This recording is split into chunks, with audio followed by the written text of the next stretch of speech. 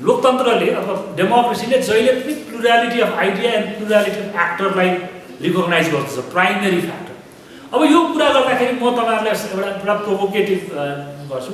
म बाहुन हुँ, मेल हुँ, अहिलेको क्याटेगोरिजहरूमा सेन्सस हुँ, बाहुन हुँ, मेल हुँ, अर्बन एजुकेटेड हुँ हैन, तर म पहाडिया पनि हुँ, पहाडबाट आएको हुँ। मलाई मेरो बुवाले प्रतिनिधित्व गर्नु चाहिँ कि गर्नु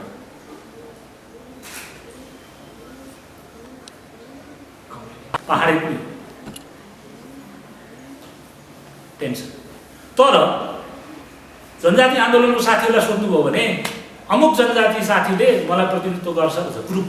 होल टेन्सन के हो भने त्यहाँ चाहिँ के भने ग्रुपभित्र बहुलतालाई एकाकार बनाउन खोजिएको, होमोजेनाइज गर्न खोजिएको हुन्छ। हालाकि कन्टेस्टेसन के हुन्छ भने डोमिनेन्ट इडियोलोजी भर्सेस रेस्ट गर्दा जनजाति साथीहरूले डोमिनेन्ट इडियोलोजी कन्ट्रीमा कुन छ, डोमिनेन्ट प्याराडाइम के छ, त्यसलाई च्यालेन्ज गरिरहेको हुन्छ। हेर्नुहोस्, एकातिर होमोजेनाइजेसनको क्रिएसन हुन्छ, जस्तो राईहरू कसरी बन्यो भने तपाईँले पढिरहनु भएको छ। अहिले राईहरू फ्रेगमेन्टेसनमा जान खोजिराखेका छन् है 62।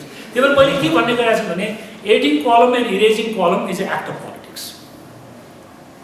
अब मैले भन्नु खोजेको भने even within the homogeneity you find alternative ideas, alternative issues. विमति हुन्छ, समूह हुने बित्तिकै, ग्रुप हुने बित्तिकै कि चाहिँ तपाईँको गाइडिङ इडियोलोजी हुनु पर्यो। त्यही भएर चाइनामा विमति भएको मान्छेलाई चाहिँ यो मान्छे मसँग विमति भयो भनेर निकालिदिँदैन, करप्सनको चार्ज लगाएर निकाल्छ कम्युनिस्ट पार्टीले। देखिरहनु भएको छ पोलिटिक्स। हामीले समूहमा विमति भयो, ब्याङ्कहरूमा यताउति सहकारीमा विमति भयो भने त्यसले आफ्नो मान्छे भर्ना गर्यो। हजुर, यो विचारको विमतिलाई हामीले एक्सेप्ट गर्न सकिरहेको हुँदैन। हेर्ने कसरी भनेर, हुन त हामी सबैको मनमा छुचुन्द्रो हुन्छ। We are all guided by interest, we are all maximising, यो क्लासिकल इकोनोमिक्सले भन्छ we are all interest maximising agent. त्यही भएर हामीले मान्छेको मनमा छुचुन्द्रो खोजिरहन्छौँ, विचारको छुचुन्द्रो होइन, लोभी पापी स्वार्थको हामीले खोजिरहेको छौँ। त्यही भएर मैले भन्नु खोजेको के हो भने जतिसुकै होमोजिनियस सोसाइटी भन्दा भन्दै पनि, तपाईँको होमोजिनियस ग्रुप भन्दा भन्दै पनि घरमा खाने बेलामा सानैदेखि हुर्केको एउटै आमा, माफ गर्नुहोस् एउटा जेन्डर छ, बाबाले कहिले पनि पकाउनु भएन। त्यही भएर सहजताका साथ मेरो मुखमा बाबा आउँछ, के अरे आमा आउँछ। आमाले पकाएको हामी 5-6 जनाले बसेर खाँदाखेरि पनि आमाले बरु अब्जर्भ गर्नुहुन्छ कि कान्छोले कति खान्छ, जेठीले कति खान्छ, माइलीले कति खान्छ होइन। तर पकाउने बेला सबैलाई एक थोक पकाउनु पर्ने हुन्छ, किनकि इकोनोमीले डिटर्मिन गर्छ। त्यही भएर आज त खाना मिठो भएन छ भने चाहिँ आमाको मन चाहिँ चित्त दुख्छ। विमति त राख्नु पायो, मिठो नभएको कुरालाई मिठो कसरी भन्ने भन्दा सामान्य रूपमा एउटै फ्यामिली स्ट्रक्चर्सभित्र, एउटै विचारभित्र बसेको मान्छेमा पनि विमति हुन्छ भने लोकतन्त्र भनेको अझ बढी विमति हुने ठाउँ। त्यसलाई कसरी इन्स्टिट्युसनलाइज गर्ने भन्ने छ हैन। एडम स्मिथले के भन्छ भने democracy is all about institutionalising uncertainty भन्छ। त्यो रेसनल चोइस थ्योरीबाट आयो। We don't know what the outcome of election but we participate in election. मैले भनेकै मान्छेले चुनावमा जित्नुपर्छ भन्ने छैन, हार्नुपर्छ, त्यसकारण म पार्टिसिपेट गर्छु इलेक्सनमा। Therefore, institutions of democracy depends on a process. त्यो प्रोसेसमा हामी सबैको एडहेरेन्स हुनु पर्यो। मैले भन्न खोजेको भने जतिसुकै मोनोलिथ सोसाइटी भन्नुहोस्, जतिसुकै ट्राइबल सोसाइटी भनौँ अथवा चाहिँ तपाईँको इन्डिजिनियस सोसाइटी भनौँ, ट्राइबल मैले इन्डियामा पढाए हुनाले त्यो शब्द प्रयोग गरेँ, त्यो चाहिँ एक्सेप्टेड टर्म्स। जतिसुकै तपाईँको इन्डिजिनियस भनौँ या जतिसुकै कल्चरली प्लुरलिस्ट भन्नुहोस्, इन्डिभिजुअल भर्सेस कलेक्टिभको टेन्सन जहाँसुकै हुन्छ। त्यही भएर भन्छ मुन्डेर मुन्डेर मतिर्भिन्न। अब तपाईँहरूलाई लाग्ला यसको विचार कहाँबाट आइरहेको छ भने बेसिकली लिबरल इन्डिभिजुअलिजमबाट मेरो आइडियाजहरू ड्र गरिरहेको छ। And I can always argue with the collectives, those who believes in a collective is important, but it's a liberal individualism. डेमोक्रेसीको पनि फन्डामेन्टल्स के हो भने सिटिजनरी हो। जसरी तपाईँहरू एन्थ्रोपोलोजी सोसियोलोजीको साथीहरूले के भन्नुहुन्छ भने कि फ्यामिलीको युनिट के अरे सोसाइटीको युनिट फ्यामिली हो भने स्टेटको युनिट के हो भने सिटिजन हो या सब्जेक्ट हो बेसिकली। तर के भने अल्टिमेटली फ्यामिली भन्ने युनिटलाई हामीले होमोजिनियस युनिटमा सोध्दा पनि त्यहाँ पनि ब्रेक गर्नुपर्ने छ। त्यही भएर फ्यामिलीमा डिसेन्ट हुन्छ भने पोलिटिकली कन्स्ट्रक्ट गरेको अथवा पावरका रूपमा कन्स्ट्रक्ट गरेको अथवा आर्टिफिसियल रूपमा कन्स्ट्रक्ट गरेको आइडिया अफ सिटिजनरीमा अथवा आइडिया अफ डेमोक्रेसीमा किन डिफरेन्सेस हुँदैन? So it's a basically difference generated विमतिज अथवा डिसेन्ट डेभलप गर्छ। सोसाइटीमा डिफरेन्स हुने बित्तिकै हेर्ने दृष्टिकोण, सोच्ने दृष्टिकोण, बुझ्ने दृष्टिकोण हैन, त्यो सारा कुराबाट के हुन्छ भने कि डिफरेन्स जेनेरेट गर्छ। अब त्यो डिफरेन्सलाई अथवा त्यो विमति राख्न सक्ने ठाउँलाई अथवा अल्टरनेटिभ आइडियाजलाई इन्स्टिट्युसनलाइज गर्ने व्यवस्था के हो त भन्दाखेरि right or wrong with all I say with this all humbleness, democracy is the system where it tries to address it. त्यही भएर अहिले नेपालको सन्दर्भमा हेर्दा मलाई के लागिरहेको छ भने यो डेमोक्रेसी हो कि होइन भन्दा आजभोलि क्वेसन गर्न थालेको छ। किन क्वेसन गर्न थाल्छ भने यत्रो लामो स्ट्रगलबाट फर्केर आइसक्दा पनि अझैसम्म हामीले माइनोरिटीलाई एक्सेप्ट गर्न सकेको छैन। So democracy without minority is no democracy. सबैले एउटै ठाउँमा भोट हाल्न पर्ने भए हामीले चुनाव किन गर्नु पर्थ्यो? सबैले एकै किसिमको कुरामा विश्वास गर्न पर्ने भए सम्प्रदाय खोले भइहाल्थ्यो। हामी सम्प्रदाय त भइ त्यो मानेमा जुन ठाउँमा विमति छैन, जुन ठाउँमा अल्टरनेटिभ थिङ्किङ छैन, जुन ठाउँमा माइनोरिटी छैन, त्यो ठाउँमा डेमोक्रेसी हुन्छ कि हुँदैन। र यो चिन्ता कहाँबाट आएको भने आजभोलि यो सोसल मिडियादेखि लिएर नयाँ जुन पपुलिजमको वेभ चलेको छ त्यसमा के छ भने मैले केही कुरो प्रश्न गरेँ भने अब मेरो इतिहास हेरिन्छ, यो कहाँ पढेको हो, कस कहाँ जागिर खाएको हो, व्हाट्स अबाउट ट्री भन्छ के। तपाईँले सोसल मिडियामा हेर्नुभयो भने तपाईँ केही लेख्नुभयो भने तपाईँलाई कसैलाई बच्न दिँदैन। त्यो के हो भने it's very much of anti rational र विमतिलाई इन्स्टिट्युसनल हामीले आजसम्म सिकेको कुराको आधारमा, बुझेको कुराको आधारमा, ह्युमन सिभिलाइजेसनको प्रोग्रेसको आधारमा हामीले क्वेसन नगरेको। मैले तपाईँलाई केही भन्यो भने तपाईँ मलाई बडी सेम गर्न थाल्नुहुन्छ, मेरो सेक्सलाई तपाईँहरूले सेम गर्न थाल्नुहुन्छ, मेरो सेक्सुअल प्रिफरेन्सलाई सेम गर्न थाल्नुहुन्छ, मेरो कलरलाई सेम गर्न थाल्नुहुन्छ र के भन्नुहुन्छ भने हामी सबैको आवाज महत्त्वपूर्ण छ, डेमोक्रेसीमा सबैले सबैलाई भन्न पाइन्छ भन्ने छ। तर त्यसले के गरेको छ भने the structure and science of democracy has been problematic. तर अर्को कुरा के हो भने डिसेन्ट नभइकन, विमति नभइकन डेमोक्रेसी पनि अगाडि बढ्दैन। यो टेन्सन के हो त? मलाई चित्त बुझेर भनेर भन्न पनि पर्नेछ, तर चित्त बुझेर भन्नलाई के मर्यादामा बस्नु पर्यो, मर्यादामा बस्नु डेमोक्रेसी हो कि होइन त्यो पनि प्रश्न उठिरहेको छ। त्यही भएर मैले यो डिसेन्टलाई कसरी बुझ्ने भन्दा लिगल स्टडिजमा चाहिँ डिसेन्ट एकदम सजिलो रहेछ। किनभने डिसिजनमा छ, लबाट आएको छ, तपाईँ यो कुरामा यो बुदामा म डिसएग्री गरेँ भन्ने हुँदो रहेछ।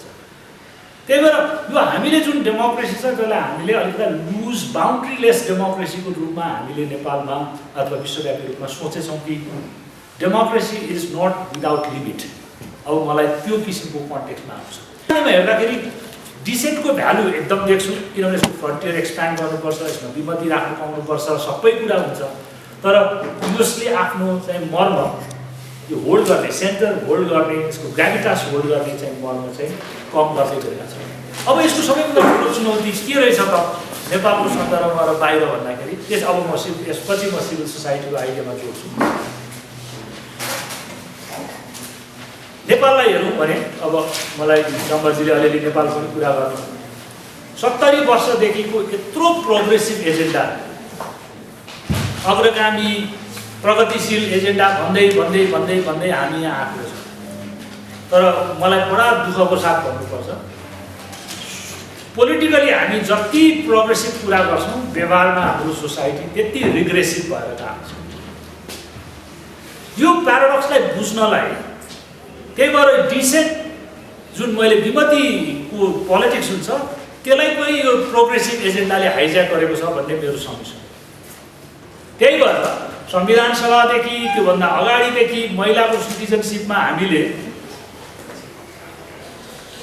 क्रान्तिकारी फड्को मारेको हो नि त। आमा बनाउमा सिटिजन दिने, महिलालाई त्यो गर्ने, प्रपर्टी राइट दिने, अन्नपूर्ण भर्सेस स्टेटको केसमा अब अहिले सुप्रिम कोर्टमा हुनुहुन्छ सपनाजी, उहाँहरूले नै केस फाइल गरेर चाहिँ प्रजनन सम्बन्धी अधिकारको, रिप्रोडक्टिभ राइट्सको अधिकार अथवा चाहिँ त्यो कुरा सारा कुरा 90s मा भएको कुरा अहिले ब्याक टु स्क्वायर वान महिलाको सिटिजनसिप सम्बन्धी विधेयक अझै पनि पार्लियामेन्टमा कन्सिडरेसनमा छ, अगाडि गएको छ। प्रोग्रेसिभ पोलिटिक्सको कुरा त धेरै गरेछ, त सोसाइटी त अझ रिग्रेसिभ भन्छ। मेरो आमा, मेरो बहिनी, मेरो दिदी, मेरो पार्टनर, मेरो वाइफ, अब ऊ बिस्तारै यो प्रोग्रेसिभ पोलिटिक्समा नेसनल सेक्युरिटीको थ्रेट हुन थालेछ। अनि मैले चाहिँ होइन महिलाले सिटिजन पाउनु, सिटिजनसिपमा बराबरी हुनुपर्छ यो भन्यो भने कस्तो कुरा गरेको? ज्वाइँको पोलिटिक्स, छोरीको पोलिटिक्स, इन्डियाको पोलिटिक्स, नेसनल सेक्युरिटी थ्रेट हुन थालेछ भन्दाखेरि मेरो मुख राष्ट्रिय सुरक्षा र राष्ट्रवाद देखाएर बन्द गर्न थालेछ। अब प्रोग्रेसिभ एजेन्डा बोकेर हिँडेको सोसाइटी, डेमोक्रेसीको कुरा गरेको सोसाइटी सडनली सोशली रिग्रेसिभ कसरी भयो? पहिला सोसल कन्जर्भेटिभ भन्न थालेको थियो, तर कन्जर्भेटिभिजम इज अल्सो पोलिटिकल इडियोलोजी। स्टेटबाट कति परक हुने भएर मैले त्यो ल्याङ्ग्वेजलाई मैले के भने यो सामाजिक रूपमा चाहिँ रिग्रेसिभ हुन थालेछ भन्नेमा पहिला भने politically progressive socially conservative Nepali society भन्थे र मैले बिस्तारै आफैले चाहिँ पढ्दै गर्दा के लाग्ने कन्जर्भेटिजम जस्तो also idea putting value in the family, putting value on a freedom of market is a conservatism idea. त्यसले गर्दाखेरि हाम्रो सोसाइटीलाई त्यो हेर्दाखेरि अब अहिले हेर्नु हो भने where is a civil society when it comes to the sectoral civil society आर्गुमेन्ट्सहरूले प्रोग्रेसिभ एजेन्डाहरू पनि अगाडि जान नसकेको हुनाले मलाई यो डेमोक्रेसी र सिभिल सोसाइटीको रिलेसनसिप के होला भन्ने पनि तपाईँहरूसँग आज एउटा डिसेन्टको कुरा गरेँ, एउटा डेमोक्रेसीको चालु गरेछु। अब यो सिभिल सोसाइटी आइडियालाई हेर्दाखेरि चाहिँ being a political scientist little bit expose to Hegel's and Hobbes and other things त्यति पर नजाउँ। हाम्रोमा सिभिल सोसाइटी आइडियाको कुरा त 90s पछि आएको रहेछ, ग्लोबली रिसर्जेन्ट भएपछि आयो, बर्लिन वाल फर्केपछि। त्यही भएर हिजो नेपाल बार एसोसिएसनको वकिलहरूको नेपाल महिला सङ्घ होइन, नेपाल दलित सङ्घ थियो, त्यो बेला हामीले यिनीहरूलाई इन्ट्रेस्ट ग्रुप अथवा सामाजिक आन्दोलन भनेछौँ। 90 पछि यिनीहरूलाई सबलाई लपसम गरेर हामी के भन्न थालेछौँ? सिभिल सोसाइटी भन्न थालेछौँ। अनि त्यसमा अर्को इलिमेन्ट के आएछ भने डेभलपमेन्ट एजेन्डा बोकेर आएको, त्यसपछि तपाईँको सेल्फ अर्गनाइजिङ सेल्फ हेल्प ग्रुपहरूलाई पनि लम्प गरेर हामीले सिभिल सोसाइटी र त्यो सिभिल सोसाइटीको एउटा सबभन्दा ठुलो चाहिँ ऊर्जा के थियो भने हामी त्यो बेलामा फरेन एड रिजिममा रहेछौँ। स्टेटलाई डेमोक्रेटाइज मात्रै गर्ने होइन कि ग्लोबल एजेन्डा पनि तपाईँको डेभलपमेन्ट पनि तलसम्म जाओस् पुगोस् र स्टेटले आफ्नै सिटिजन्सहरूलाई पनि हेर्न नसक्ने हुनसक्छ। यसकारण सिटिजनलाई डेमोक्रेसीमा पोलिटिकली अर्गनाइज गर्न दिन पर्ने हो। तर हाम्रो जस्तो अथोरिटेरियन मुलुकहरूमा पोलिटिकली सिटिजन्सहरू अर्गनाइज नहुने भएको हुनाले कन्ज्युमरको नाउँमा, डेभलपमेन्टको नाउँमा, रेड क्रसको नाउँमा, जेसिसको नाउँमा हामीहरू अर्गनाइज हुन थालेछौँ। र त्यो बेलाको फन्डामेन्टल मन्त्र के थियो भने त्यो बेला हामी देख्थ्यौँ नि कोही मान्छे बाहिर गयो भने कति फरेन एड लिएर आयो भन्छ। Foreign aid was very much important in developing Nepal civil society group. I am not saying bar association बन्नलाई, महिला सङ्गठन बन्नलाई, दलित बन्नलाई होइन, ती 98 सालदेखि नै थिए। तर 90 पछि हामीले हेऱ्यौँ भने के देख्छौँ भने लम्पसम एउटा नयाँ सिभिल सोसाइटीको आइडिया आएछ, जुन सिभिल सोसाइटीको आइडिया चाहिँ completely detach from the political theory that Hobbes या चाहिँ तपाईँको हेगलले कुरा गरेको जो फ्यामिली र स्टेटको बिचमा जुन सोसाइटी हुन्छ त्यो सिभिल सोसाइटी हुन्छ भन्छ। जहाँ स्टेट पुगेको हुँदैन त्यहाँ सिभिल सोसाइटी हुन्छ भन्छ। स्टेट बिनाको सिभिल सोसाइटी कल्पना गर्न सकिँदैन भन्छ। तर हाम्रोमा चाहिँ सिभिल सोसाइटी के हो भने स्टेटले गर्न नसकेको काम गर्ने, कन्टेन्सन र डिसेन्टको काम पनि सिभिल सोसाइटीले गर्ने भन्यो। तर 62-63% जनआन्दोलनपछि के भयो भने पोलिटिकल एजेन्डा अफ डिसेन्ट चाहिँ अब सकियो। अब राजनीतिक सहमति भयो। अब यो सुन्दर संसार हामीले बनायौँ, समावेशी बनायौँ, फेडरल बनायौँ। अब कसैलाई बोल्न जरुरी छैन।